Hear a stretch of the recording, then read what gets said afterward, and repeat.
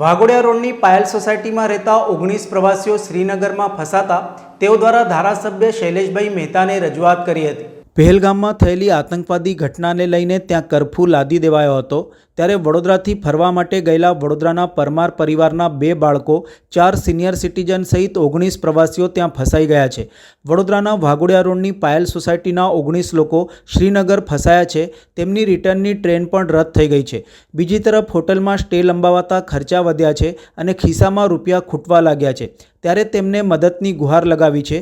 શ્રીનગર ખાતે મોરારી બાપુની રામકથા હતી, જે રામકથામાં જવા તેમજ સાથે ધરતીનું સ્વર્ગ ગણાતા જમ્મુ કાશ્મીરમાં ફરવા માટે વડોદરાથી વાઘોડિયા રોડ વિસ્તારમાં રહેતા પરમાર સમાજના લોકોએ ભેગા થઈને ટૂર ગોઠવી હતી, જેમાં 2 નાના બાળકો, 4 સિનિયર સિટીઝન સહિત 19 લોકો ગઈ તારીખ 16મી એપ્રિલે વડોદરા ખાતેથી ટ્રેનમાં બેસીને જમ્મુ ખાતે પહોંચ્યા હતા, જ્યાંથી તેઓ 17મીએ શ્રીનગર પહોંચ્યા હતા।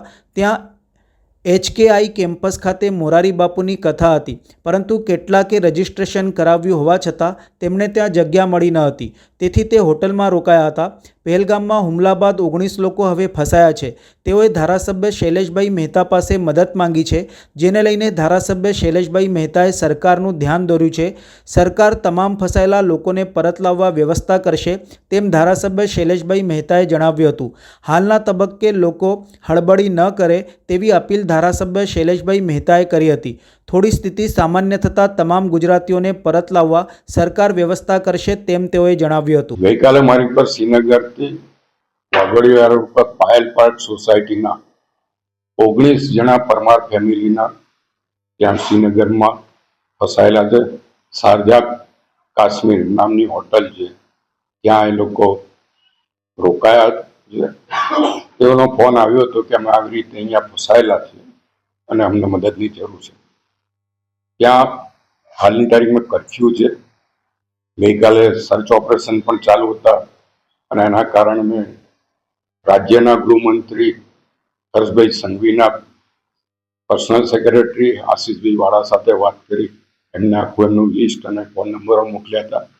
ત્યાર પછી આપણા ચીફ મિનિસ્ટર ભૂપેન્દ્રભાઈ પટેલના પર્સનલ સેક્રેટરી પ્રણવભાઈ પારેખને ફોન કર્યો હતો, એમની સાથે વાત કર્યા પછી એમને પણ આખું લિસ્ટ મોકલી આપ્યું હતું અને CMOમાં જે આપણા ભૂતપૂર્વ કલેક્ટર હતા, અત્યારે CMOમાં સેક્રેટરી છે અવંતી બેન સાથે પણ વાત થઈ, જેઓ આ બાબત સંભાળી રહ્યા છે હમણાં, એટલે એમણે પણ આખી વિગતો જાણીને એ બાબતે ત્યાં કંટ્રોલમાં જાણ કરી હતી।